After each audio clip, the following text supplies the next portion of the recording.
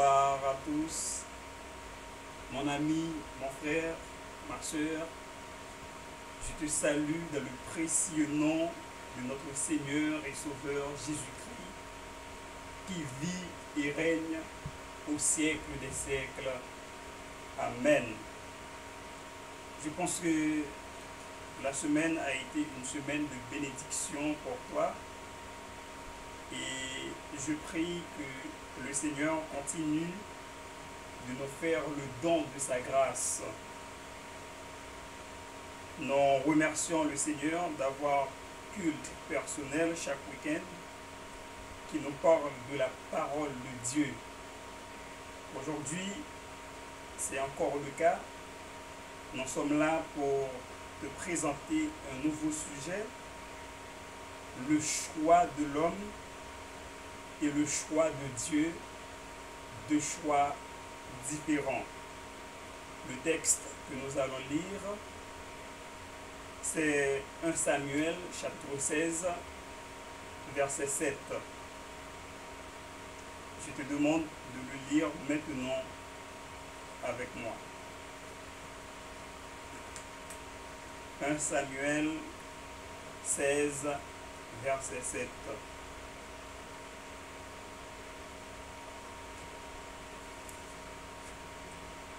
Mais l'Éternel dit à Samuel, ne prends pas garde à son apparence et à sa haute taille, car je l'ai rejeté. Il ne s'agit pas de ce que l'homme considère. L'homme regarde à ceux qui frappent les yeux, mais l'Éternel regarde au cœur. Amen. Dieu qui est tout-puissant, sagesse omnipotente, bien absolu. En ce moment, je m'approche de toi avec joie pour te dire merci pour le travail que tu es en train de faire via les réseaux sociaux. Je te demande de bénir tes enfants et amis qui suivent un peu partout dans le monde cette émission. Que ta parole les sanctifie aujourd'hui même et pour toujours. C'est au nom de Jésus-Christ que je te prie. Amen.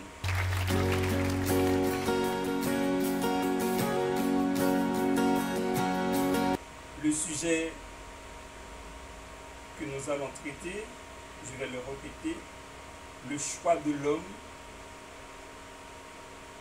et le choix de Dieu, deux choix différents. Chacun dans la vie est appelé à faire un choix. Choisir, c'est la possibilité ou la liberté qu'on a de prendre ou d'adopter quelqu'un, de préférence aux autres choses ou aux autres personnes. Tout le monde possède cette faculté. Tout le monde possède cette possibilité, cette liberté de choisir.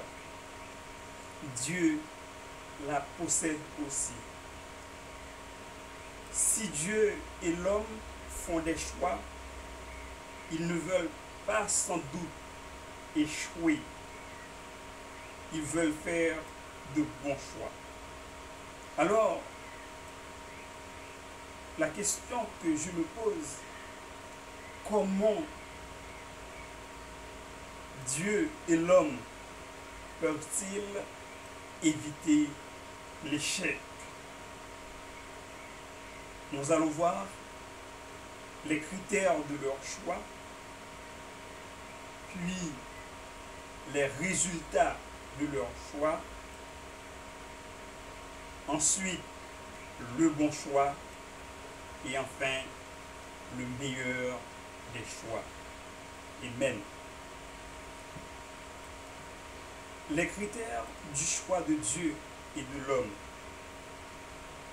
L'un fait ses choix selon les apparences, l'autre selon le cœur. Qui a raison et qui a tort? Le choix de l'homme. L'homme fait ses choix selon les apparences. Les apparences, c'est faire croire à quelqu'un ce qu'on n'est pas. On peut faire croire qu'on est gentil, pourtant on ne l'est pas. On peut faire croire qu'on est riche, pourtant on n'a rien du tout. Et l'homme, mon frère, ma soeur, aime bien les apparences. Nous soulignons deux types d'apparences. Mais il y en a beaucoup, beaucoup plus. Nous allons parler de l'apparence physique et économique. Le physique est l'aspect extérieur d'une personne. Qui dit aspect extérieur dit ce qu'on peut voir. Par exemple, la taille d'une personne, ses cheveux, ses yeux, etc. Parfois, on a l'habitude d'entendre dire « J'aime cette fille pour ses yeux bleus, pour ses cheveux longs » ou « J'aime ce garçon pour sa grande taille » ou « parce qu'il est musclé comme moi ». Non, je blague, je ne suis pas musclé. Ces choix ont pour fondement le sable. Ces choix ne sont pas solides. Ce sont des choix sans avenir. Parce que, mon frère, ma soeur, la beauté physique est éphémère. La beauté physique est passagère. Cela ne dure qu'un instant. Amen. Si la femme est aimée pour ses longs cheveux, le jour où qu'elle les perdra à cause d'une maladie quelconque, elle perdra aussi l'amour de son mari. L'homme aussi, si l'homme est aimé pour ses muscles, le jour qu'il cessera d'être musclé, sa femme cessera de l'aimer aussi. Elle cherchera quelqu'un de plus musclé. Un choix qui se fait selon les apparences n'est pas un choix sérieux. La personne qui le fait n'est pas non plus sérieuse. Tôt ou tard, elle aura honte, elle aura des regrets. Mon frère, ma soeur, tu es appelé à être sérieux dans tes choix. Les apparences économiques. Une personne peut bien montrer qu'elle a une bonne situation économique. Pourtant, en réalité, ce n'est pas vrai, ce n'est pas le cas. C'est une trompeuse. Elle vient à l'église, à l'école ou au travail, en BMW ou en Mercedes, faisant croire que la voiture lui appartient. Pourtant, ce n'est pas vrai. C'est juste pour se faire remarquer. C'est juste pour attirer les regards. La voiture n'est même pas à la personne. C'est celle de son ami. Malheureusement, certaines jeunes filles se font avoir. Et ensuite, elles se retrouvent dans les rues avec sur les bras des enfants sans père. Jeunes gens, le message de Dieu pour toi est: fais attention aux apparences. Elles sont trompeuses. Les richesses qu'ont parfois certaines personnes viennent du vol ou de la drogue, etc. Maintenant, nous allons voir le choix de Dieu. Dieu fait ses choix selon le cœur. L'homme s'intéresse à la beauté extrinsèque, la beauté extérieure, alors que Dieu, lui, s'intéresse à la beauté intrinsèque, à la beauté intérieure. Pour l'homme, quelqu'un est merveilleux parce qu'il s'habille bien, parce qu'il travaille, alors que pour Dieu, quelqu'un est merveilleux parce qu'il a un bon cœur. Il a de bonnes intentions. Il a de bonnes pensées, de bonnes idées. Amen. Dieu, dans le livre de Jérémie, chapitre 17, verset 9, donne une description du cœur de l'homme. Je vais lire ce passage pour vous ou pour toi. Jérémie, chapitre 17, verset 9.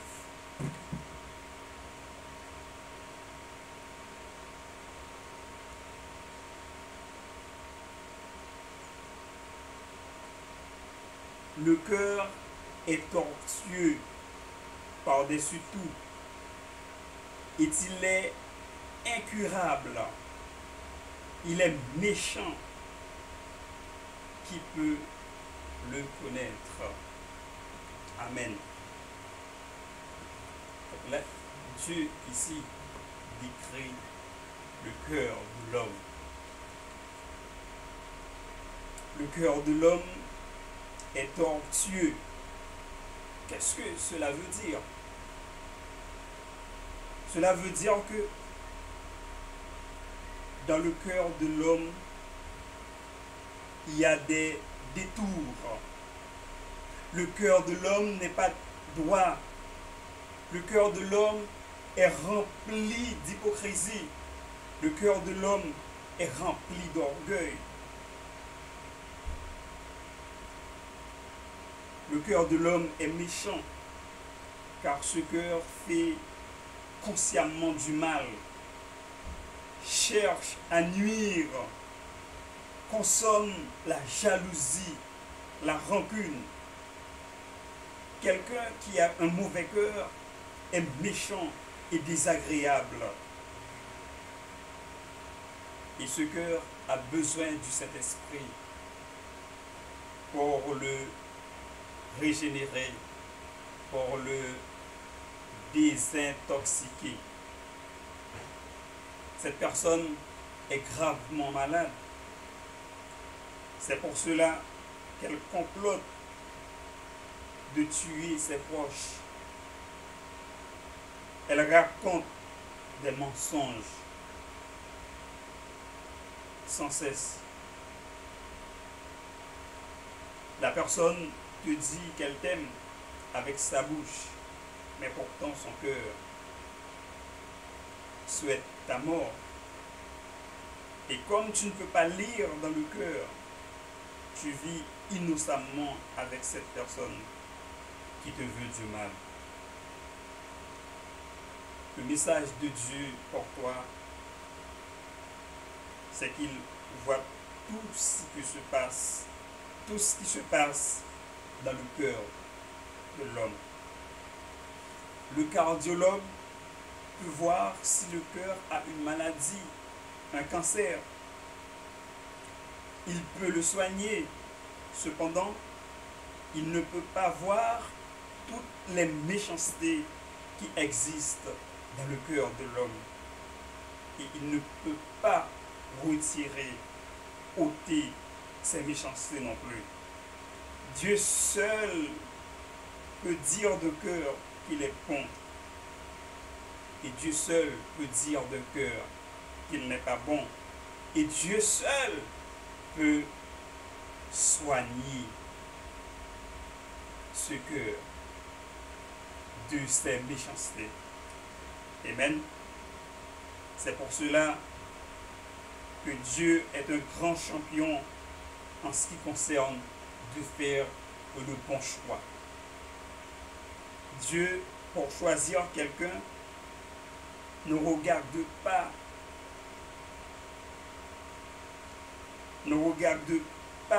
sur ses vêtements pour voir s'ils sont de grande qualité ou de marque. Dieu, que la personne s'habille bien ou pas. Donc je veux dire par là que la personne porte des Nike, Adidas. C'est pas ça qui est le plus important pour Dieu. Sa grosse voiture, c'est pas ça qui est important pour Dieu. Ce qui est important pour Dieu, c'est le cœur. C'est son cœur, le cœur de l'homme. Seulement le cœur d'une personne peut dire s'il est quelqu'un de bien ou non. Les fruits que l'Esprit de Dieu donne sont dans le cœur. Alléluia. Et non sur la peau. L'homme voit le présent, s'intéresse au présent, alors que Dieu voit le passé, le présent et le futur de quelqu'un. Et dans le cadre d'un choix, c'est surtout l'avenir qui est important. Le jeune garçon qui te demande pour ta fille aujourd'hui, demain, il ne sera peut-être pas le même. Il ne fume pas aujourd'hui, demain peut-être. Il fumera, il boira, il se droguera, il tuera. On ne sait jamais. Car l'homme change à chaque instant. Il est comme l'aiguille d'une montre. Cependant, Dieu voit si la personne va changer demain. Dieu voit si la personne va s'améliorer aussi. Amen. Les résultats de ces deux choix, c'est-à-dire des choix de l'homme et des choix de Dieu. Le choix de l'homme est celui de Dieu. L'homme échoue par ses choix. On a un exemple clair. Les Israélites qui voulaient choisir leur roi, ils voulaient faire un choix entre Dieu et un homme à la tête d'Israël. Le peuple israélite a échoué en choisissant Saül pour devenir son roi. C'était un mauvais choix. Saül avait une belle apparence physique, mais il n'était pas sérieux. Il était jeune et beau, plus beau qu'aucun des enfants d'Israël. Il est dépassant tous de la tête, d'après 1 Samuel 9, verset 2, d'après 1 Samuel 10, verset 24. Être beau, être musclé, avoir une belle allure ne signifie pas être bon, être sérieux, être digne de confiance. Saül était obstiné, d'après 1 Samuel 13, 12. D'après 1 Samuel 13, verset 13.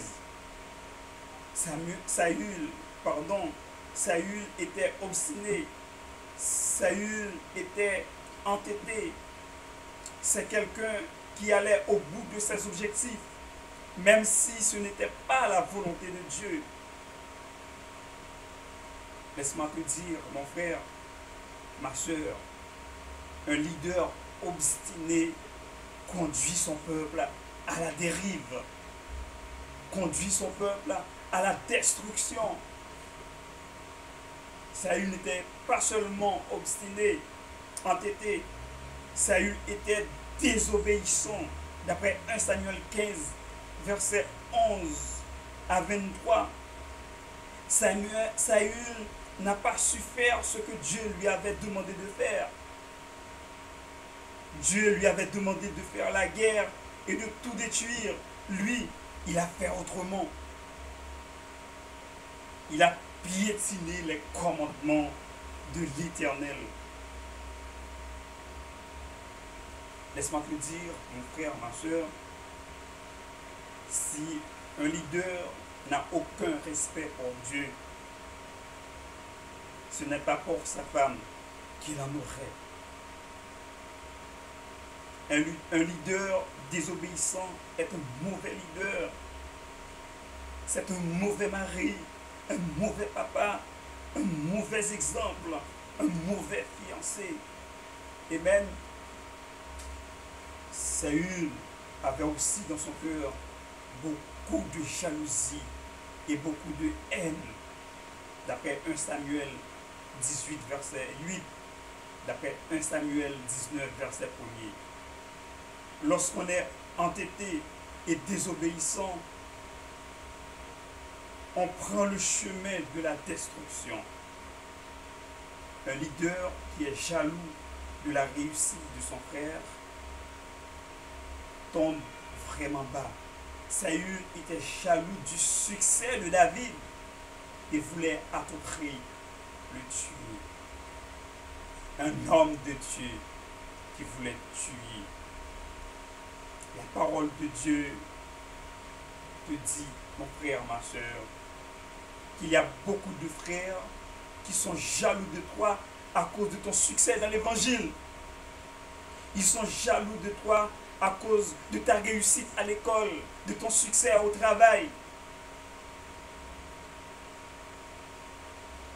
Même s'ils voudraient te faire du mal, moi je te dis, n'abandonne pas. Car Dieu est avec toi, tout comme il était avec David. Dieu ne te livrera pas entre les mains de tes ennemis. Ses frères se sont laissés dominer par la haine. Quand on est jaloux de quelqu'un, on le hait aussi. Et lorsqu'on est à ce stade, l'Esprit de Dieu n'est plus là. Amen. C'est l'esprit démoniaque qui agit. La Bible dit que Dieu a envoyé sur Saül un esprit mauvais. D'après 1 Samuel 18, verset 9. Si tu vois ton frère agir de la sorte, prie pour lui. C'est un esprit mauvais qui agit en lui. Pardon.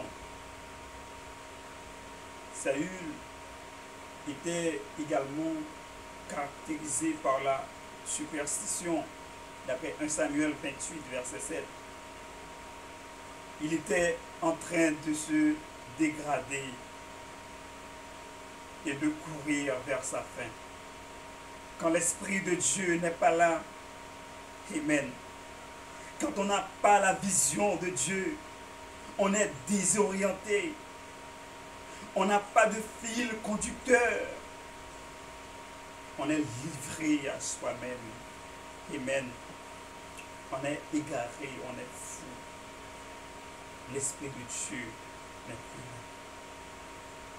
là. Un chrétien qui évoque les esprits est dans un état misérable désespéré, c'est la descente en enfer. Et pour s'échapper au désespoir, Saül s'est suicidé. 1 Samuel 31, verset 4. Quelle triste fin pour le roi d'Israël.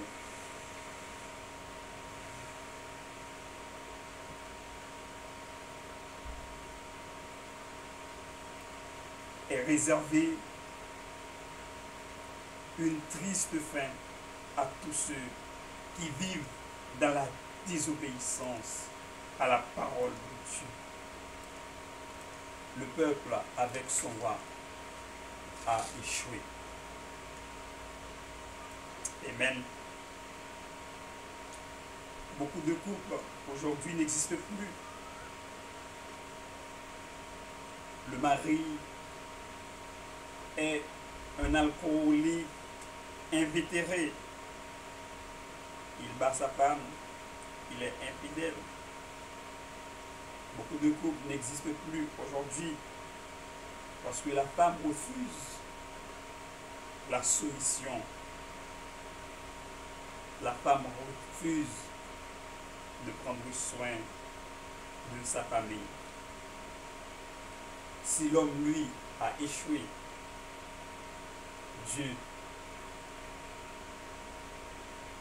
il réussit. Le succès de Dieu. Amen. Le peuple a échoué avec son roi. Dieu, lui, a eu du succès, car Dieu ne voit pas la beauté extérieure. Dieu ne voit pas la richesse. Dieu ne tient pas compte de la couleur de la peau. Amen. Ce qui l'intéresse, c'est le cœur, c'est ton cœur. Ce sont tes pensées, ce sont tes idées. Amen. Lorsque Samuel devait choisir David pour roi, dès qu'il a vu Eliab avec sa grande taille, Eliab, c'est le fils aîné du père de David.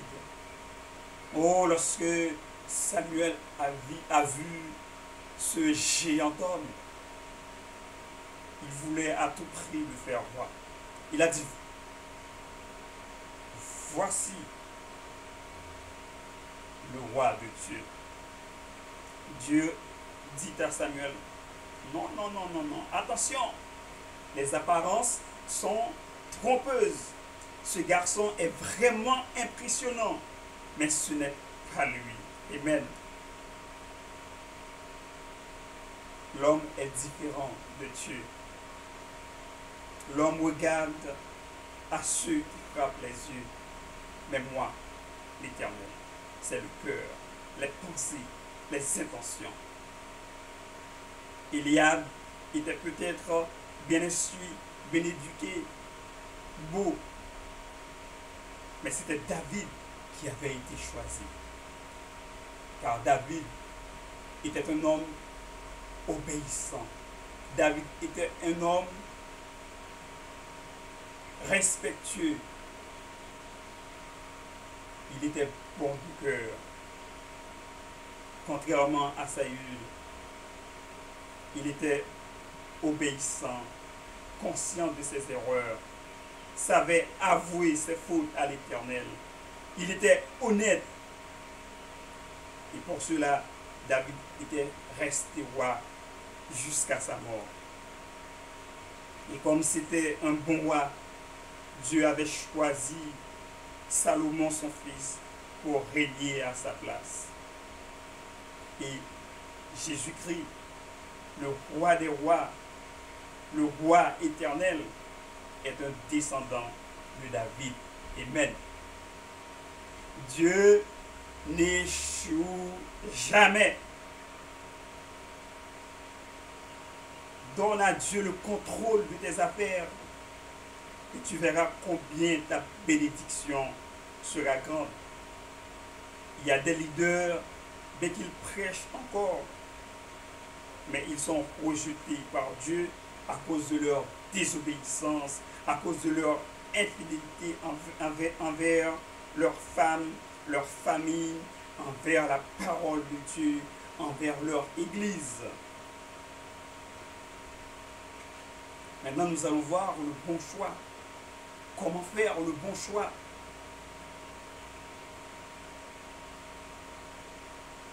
Le bon choix se fait dans la prière. Amen. Le meilleur moyen de bien choisir consiste à prier. C'est la raison pour laquelle l'apôtre Paul nous dit prier sans cesse. Le bon choix se fait dans la prière. Dans la prière, on cherche la vraie direction. On demande à Dieu qui voit tout, qui connaît tout, de nous guider. Et quand on est guidé par Dieu, le choix est bon. On a un exemple concret. Eliezer, le serviteur d'Abraham, avait pour mission de trouver une bonne femme au fils d'Abraham, son maître, Isaac. Donc, pour ne pas se tromper, Eliezer avait décidé de chercher la vraie direction dans la prière, d'après Genèse 24, versets 12 à 14, pardon. Et Dieu lui avait permis de trouver la bonne personne, à savoir Rebecca. La Bible dit que Rebecca était très belle et elle était vierge aussi, d'après Genèse 24, verset 16. Mon frère, ma soeur, tu veux te marier, tu désires trouver la bonne personne. La parole de Dieu pour toi, le conseil de Dieu pour toi, va dans la prière. La personne que tu cherches existe, mais c'est dans la prière que tu la trouveras. Amen. Je sais qu'il est difficile de trouver une jeune fille vierge aujourd'hui. C'est vrai. Parce que le monde va de mal en pire. Mais, laisse-moi te dire, il y a des filles qui sont vierges. Elles sont peut-être pas nombreuses. Mais le peu qui existe sont à nous qui sommes fils de Dieu.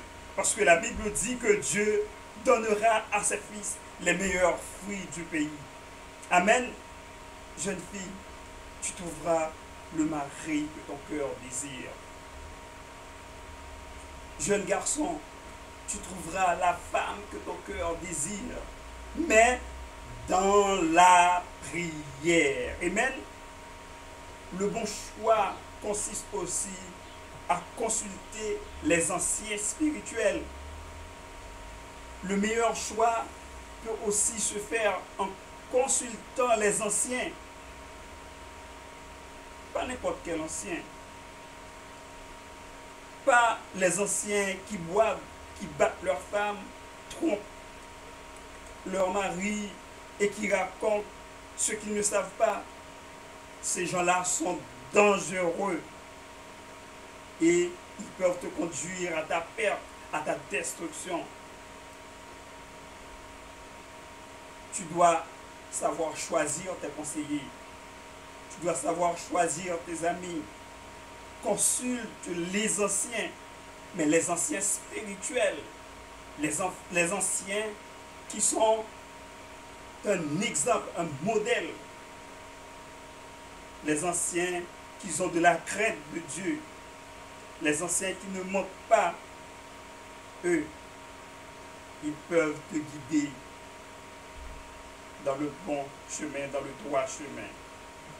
Le bon choix aussi se fait dans la sagesse. Amen. Le bon choix, c'est aussi un choix sage. On prie Dieu, on attend qu'il réponde.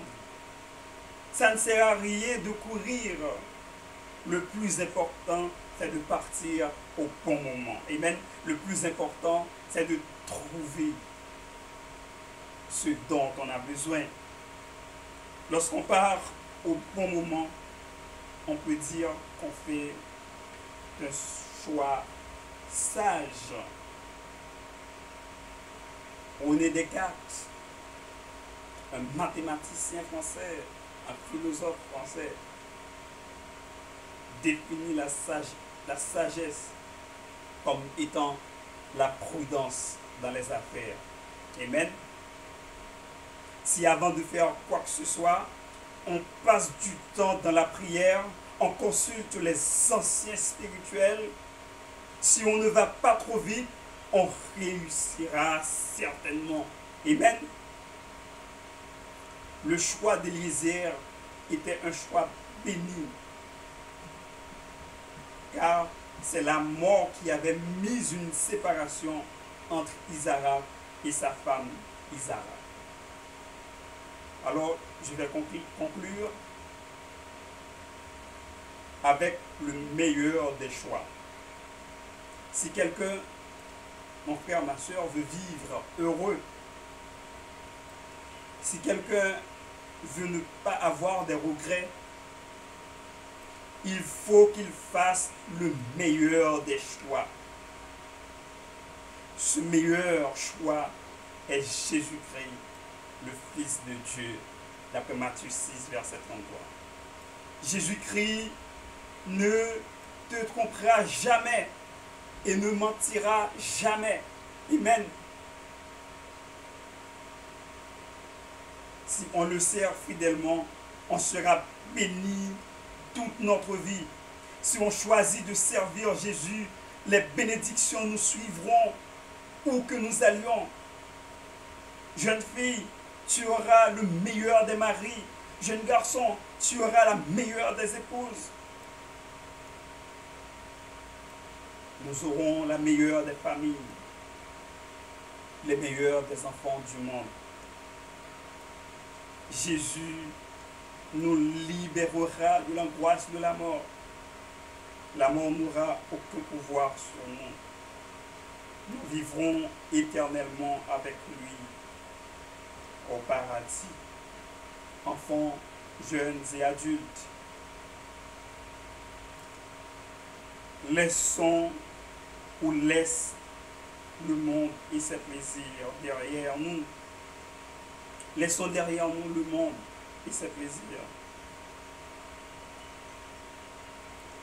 Choisissons Jésus-Christ. Amen. Alléluia. Béni soit l'Éternel. Béni soit l'Éternel. Alléluia. Je prie pour toi. Dieu, l'infini est la cause parfaite de toutes choses. Merci de nous avoir parlé aujourd'hui pour toi. Nous avons appris que nos erreurs sont dues à notre façon de faire nos choix, car nous regardons à ce qui frappe les yeux. Et c'est la raison pour laquelle nous avons échoué, ou nous échouons tous les jours dans notre relation amoureuse, dans notre vie. Seigneur, nous te demandons pardon pour t'avoir